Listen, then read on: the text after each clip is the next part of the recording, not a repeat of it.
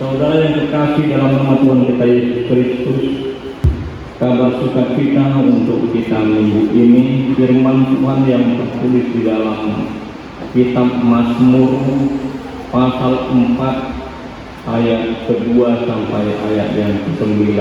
Saya akan baca, saudara ikuti dalam hati dengan seksama.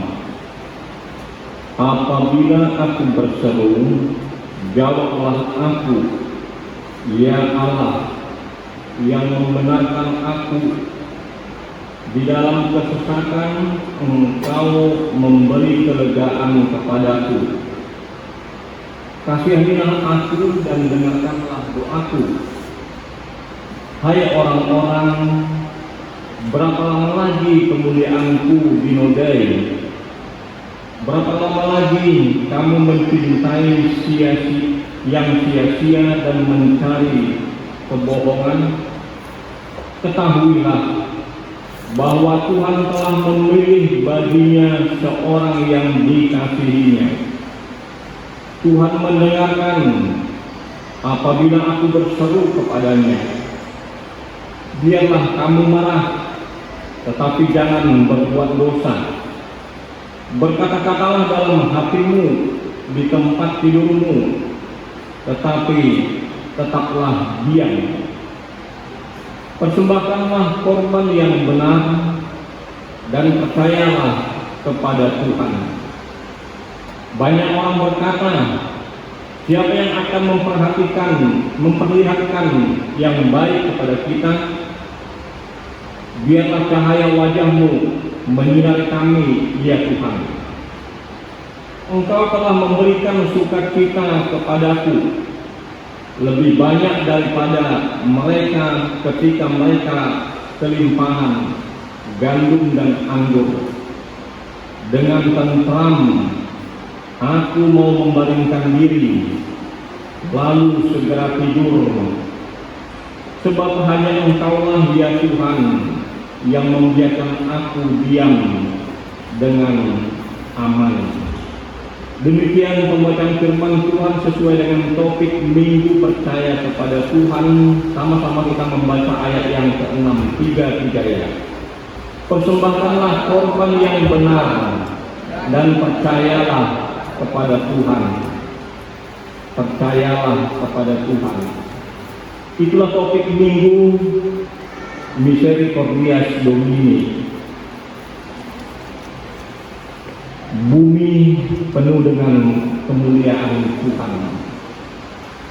Sebelum kita jauh mendalami bagaimana sukacita dalam firman Tuhan, kita lihat stensilan kita, Warta nomor 8, tu hari Selasa tanggal 10 Mei 2022, Macoot Majong, Sermon Pasalado Saresot, Waidin Baru, Kala suci bersama saudara kita merayakan hari raya Idul Fitri. Jatuh tanggal 10 Mei 2022, pertanyaan Pasalado Rabu keluarga hari Selasa. Nama kasuton tak surat di sini amat kasih tua jesiaan bisa tetap kasih nata ya kena bulu di mata. Jadi jelas dong. Amat kasih tua jesiaan minani bulu di mata. Nama yuk sama duduk nih praktik tingkat keningan mengenai pada lalu mulu Taida di halaman pertama di Parjabita Manubut Iba Harian Iba. Kalau masalah bohong bohong Iba di borong pantai ini borong di pantai ini sudia yang di Belpro yang musim nong bilang di Belpro borak guna tidak tu HKBP Marindal mandongannya amat kai ala diucapkan amat kai di HKBP Marindal Simpang Marindal. Terima buah-buah asa takas hatus di kita. Kondongan nami ada nama buah hatus tarida. Jina hatus tarida musik.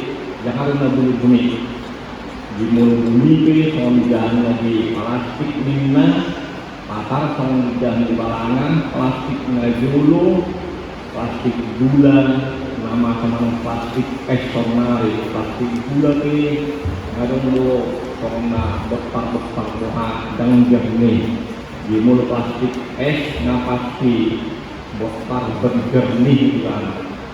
Kemudian dibayar namasa, dipijam, dikoru, disiam, hampiran, sabdok, hari daman, tiga hani, nama gulu-gulu, saksang media. Jadi pakar kemudian di balangan, kemudian balangan, kuali itu pemukanya lebar, jadi nampak jelas, nggak ada yang tersembunyi. Kalau iman namasa di teman-teman Yahudiatan asal taboto itu oke. Mulai dibayar kedisi pendeta Jarno Kosirat Desirai SPH orang surat di Botari ngambil Jaktina. Jadi mulai isi neng maklo mengaroha mami di Botari isi dan pelamat kalai. Pinat Panjita Aprilda Bornei Baho SPH Sian KKBP Jalan Elang Perumnas Mandala. Ima amanginan masuk mahina baga semangat kursi turkuk haluau jamita dihita sadarion minggu miseri kordias domini doa sinir wahid jaho bado anoon pangat kursiun gok berbeda dong di haka batak dohot di Indonesia takdumu di akal lubat meragam di negara kau. Pangat kusyong gok binadeba ngamek-mek galasi dibayar matur kawapat luna gok mangke dibayar bisi tempo ingan di pertambuan ada yang dua halak mata mai dalam mak tambu kau tunggu mamang dengan dia bulu semua dibayar sagaras B sagaras nabelga mangrok magalas kuat ikon suk sirnikma ido pangatusion gok di halak batak gala ido pangatusion gok nang di akan dituhakkan penuh itulah firman Tuhan. Dunia ini penuh dengan anugerah Tuhan. Jadi penuh bukan berarti tidak tertampak tetapi luber. Jadi bahkan mau sampai tumpah. Kalau kaum bapak minum kuat itu diisi 3/4 atau sirnik gak enak minum kuat di situ. Dah kuatnya bagaimana, gelasnya juga nggak penuh. Jadi kurang sabar. Itulah pengertian bahasa bapak. Saudara yang kasih, mungkin saudara pernah mendengar Nyai Ngelohoki dulu. Itu seorang jelmaan penguasa Gunung Kidul di Pulau Jawa. Nyai Ngelohoki dulu itu mempunyai kuasa yang begitu hebat karena dia mampu mengubah atau mewujudkan apa yang dipikirkan manusia. Mau dia kaya raya, mau sukses dalam kehidupannya, apa saja yang dipikirkan oleh manusia, dia mampu mewujudkannya. Inilah yang terkenal di Indonesia. Tetapi sekarang Nyai Ngelohoki Kidul itu bukan harus ke Gunung Kidul. Nyai Ngelohoki Kidul sudah terjun ke daerah, bahkan ke perkotaan. Jadi tidak capek-capek lagi pergi ke Gunung Kidul. Dia sudah tinggal di kota-kota besar, bahkan ke Sumatera, termasuk di Medan ini. Walaupun aslinya itu orang yang mau meminta kekayaan, meminta apa yang diimpikan, itu seharusnya pergi ke Gunung Kidul. Bagaimana air yang mengalir dari mata air yang jernih, tetapi sampai di tempat atau di sungai itu akan bercampur. Begitulah hikmah dari apa yang dikatakan Nyai Meloro Kidul. Saudara yang kekasih, hal ini diimpikan atau diidam-idamkan orang, dan Nyai Meloro Kidul memakai orang-orang tertentu supaya bagaimana maksiatnya itu terwujud nyata dalam kehidupan. Lebih banyak pengikutnya, lebih banyak yang mengagung-agungkannya. Firman Tuhan saat ini mengingatkan kepada kita melalui Daud yang terkenal. Dia yang tulus hati mengikuti Tuhan. Nggak ada pikiran lain, pikiran ini, pikiran itu. Pendidikannya itu nggak begitu terkenal. Dia hanya seorang penggembala domba, ayahnya di padang rumput. Sehingga sewaktu Imam Eli diperintahkan Tuhan memilih siapa raja yang mau menggantikan Raja Saul pada waktu itu yang telah menyeleweng. Kalau seperti yang saya katakan tadi, Raja Saul telah pergi ke Gunung Kidul meminta kepada Nyai Meloro Kidul supaya Saul berwibawa. Hal itu tidak dikehendaki Tuhan. Pada waktu itu Saul pergi ke seorang dukun yang namanya Endor. Di Endor ada seorang dukun perempuan. Di situ Raja Saul meminta supaya berwibawa, supaya dia diberikan kekuasaan. Hal itu kekejian bagi Tuhan dan Tuhan marah. Sehingga dia berkata kepada Imam Eli, pergilah temui keluarga Isai. Siapa yang akan kupilih, aku akan menunjukkan kepadamu di situ.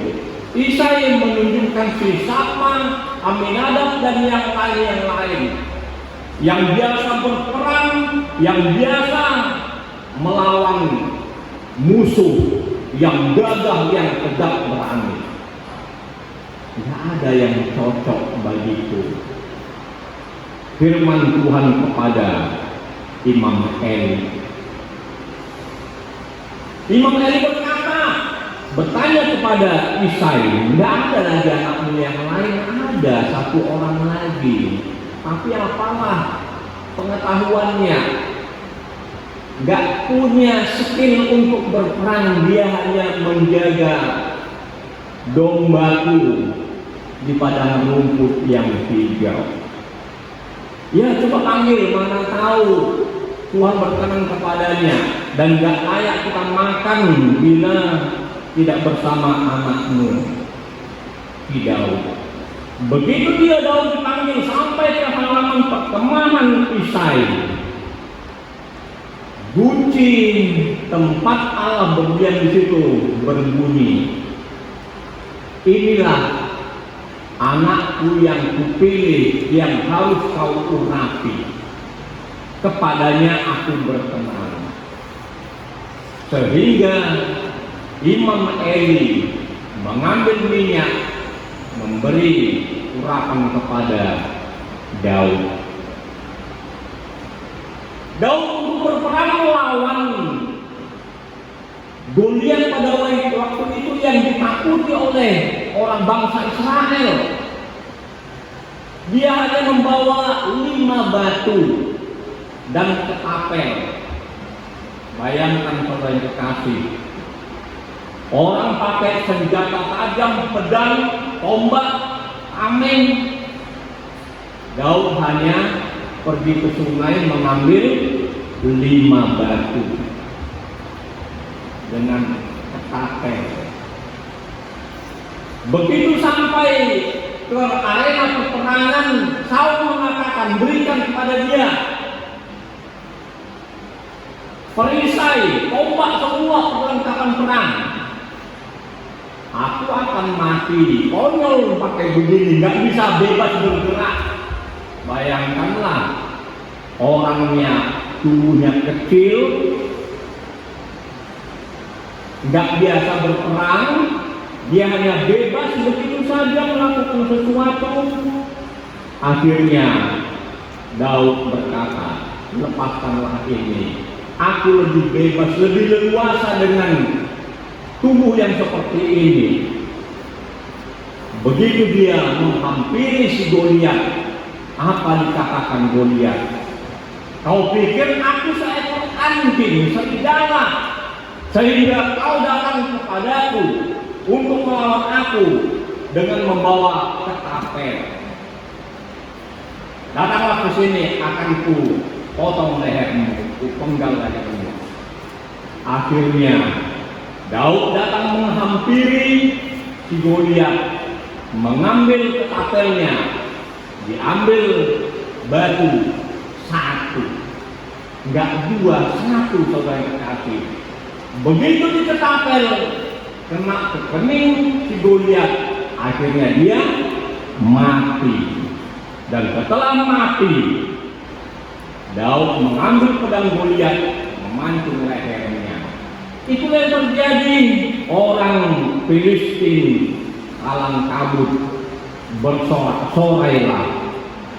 Bangsa Israel yang percaya kepada Tuhan. Inilah nyanyian yang dikatakan Daud kepada kita. Sekali lagi sama-sama kita membaca ayat yang ke-6, 3 ya. Persembahkanlah korban yang benar dan percayalah kepada Tuhan. Persembahan yang benar adalah hati nurani, pikiran yang sehat, mensano ing konpore sano. Di dalam tubuh yang sehat terdapat jiwa yang sehat. Tubuh yang sehat bagaimana? Menurut para medis, 4 sehat, 5 sempurna. Tapi menurut firman Tuhan begitu simpel, misionaris kita mengatakan doa untuk anak-anak, mek awon, lanjut namanya, baik dia seorang sada begitu doa itu simpel, bukan nggak payah-payah. Hati yang suci, yang tulus, itulah khotbah minggu yang lalu.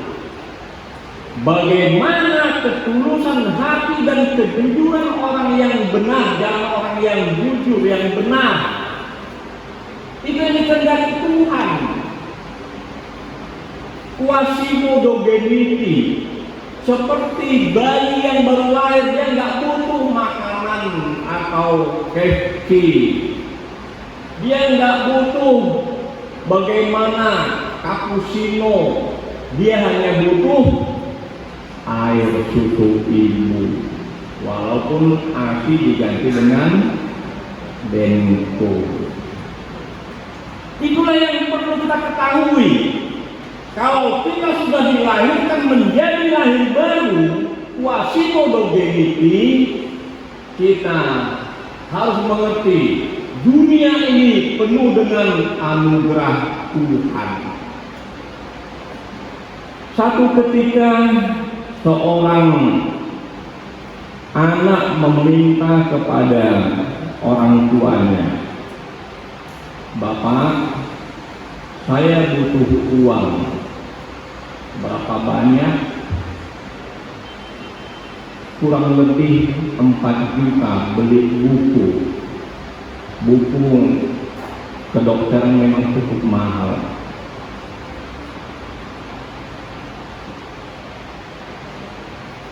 Tapi jauh sebelum orang tuanya telah berkata kepada anaknya, "Anakku, kalau mau meminta uang, jangan saat ini, perlu saat ini kamu katakan. 3 hari minimal kamu harus berikan aba-aba, karena saya bukan mencetak duit. Saya butuh waktu." Begitu dikatakan anak perlu atau butuh uang 4 juta, orang tua mengatakan, "Baiklah, Tuhan akan memberkati." Uang nggak ada, di ATM pun nggak ada, tabang nggak ada.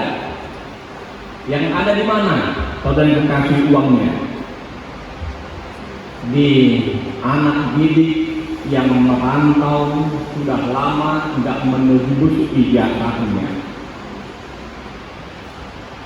Dia sudah mempersiapkan uang bahkan lebih dari 4 juta sampai 5 jutaan.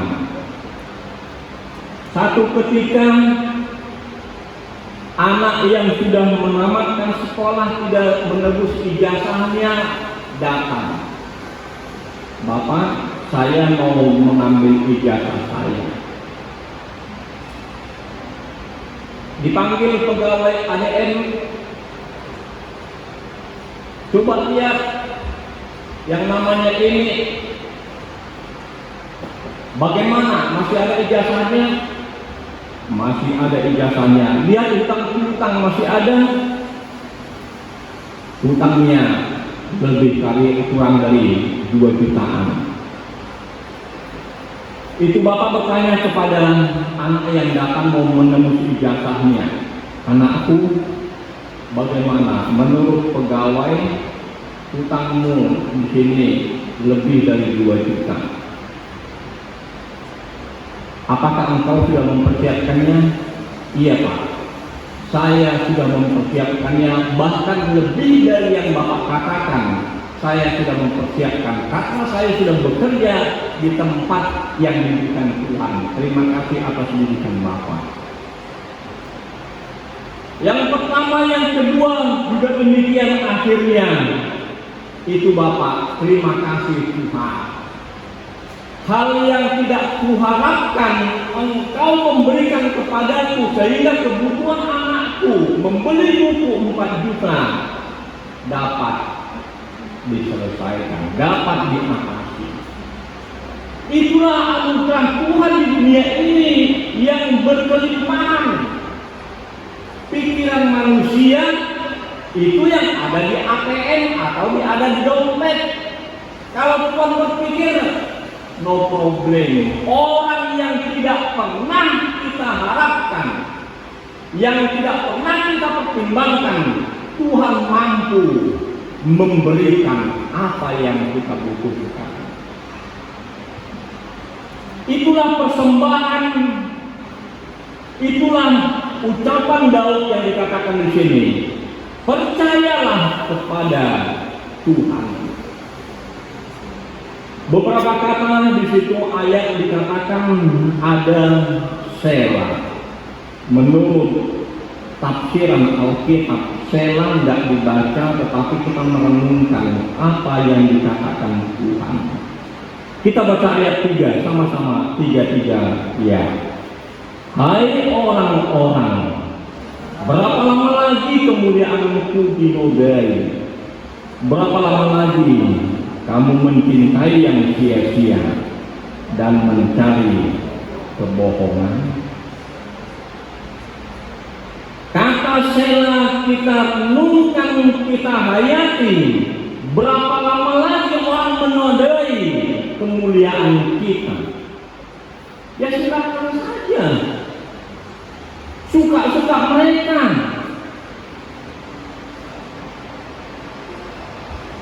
Kita orang yang dihargai di sekeliling, tetapi banyak orang menodai kemuliaan. Yang pasti ini kehormatan, silakan saja. Nggak usah pusing saudara memikirkan orang yang mencela, orang yang mengejek, orang yang merendahkan. Dikatakan di situ lagi, berapa lama lagi kami mencintai yang sia-sia dan mencari kebohongan. Itulah yang dikatakan khotbah minggu yang lalu. Orang jahat, orang fasik itu kebahagiaannya semu. Tetapi orang yang jujur kebahagiaan itu real, nyata. Karena Tuhan, karena dia tahu Tuhan itu menyediakan apa yang dibutuhkan dalam kehidupannya. Selanjutnya ayat yang kelima, 3 ya. Biarlah kamu marah, tetapi jangan berbuat dosa. Berkata-katalah dalam hatimu di tempat tidurmu, tetapi tetaplah diam.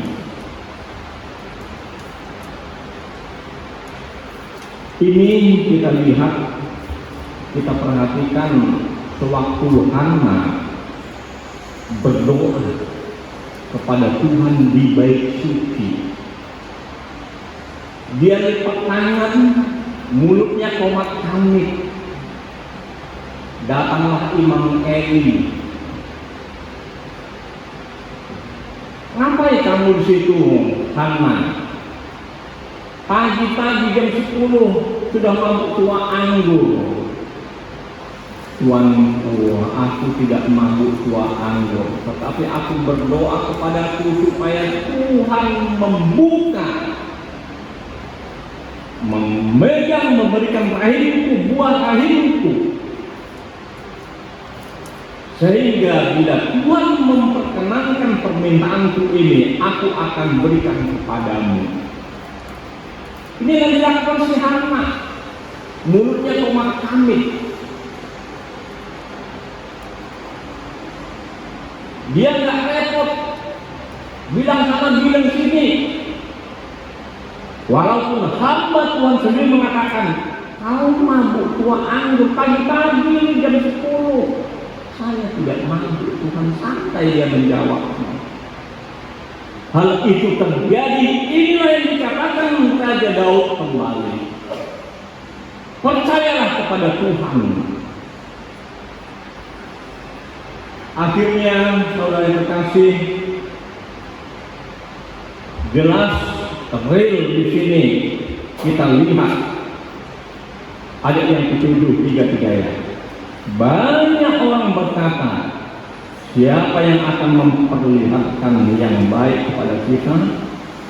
Biarlah cahaya wajahmu menyinari kami, ya Tuhan.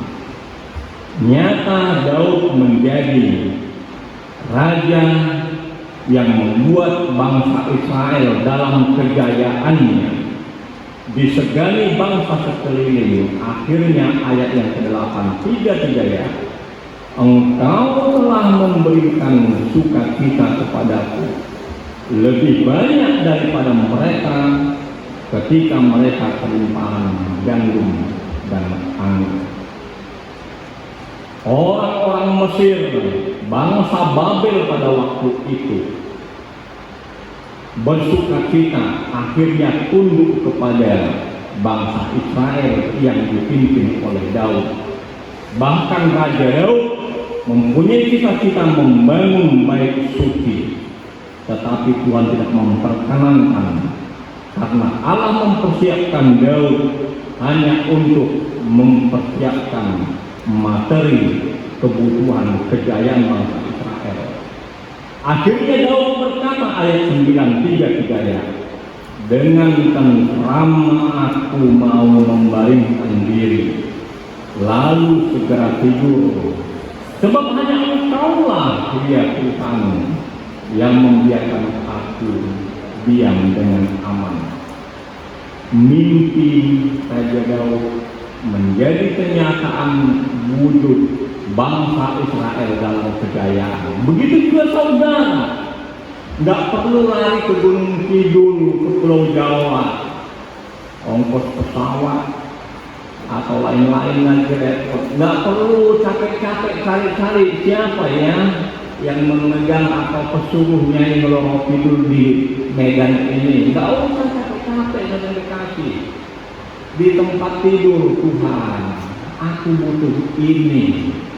Sebutkan anakku, raih istriku, penyakit istriku, penyakitku, semua kebutuhan-kebutuhanku kau persiapkan bagiku. Ajarlah aku untuk meyakini itu seutuhnya. Jangan bilang 100%, kalau ada 200%, 300%. Seutuhnya inilah aku Tuhan. Kita bersatu dalam doa.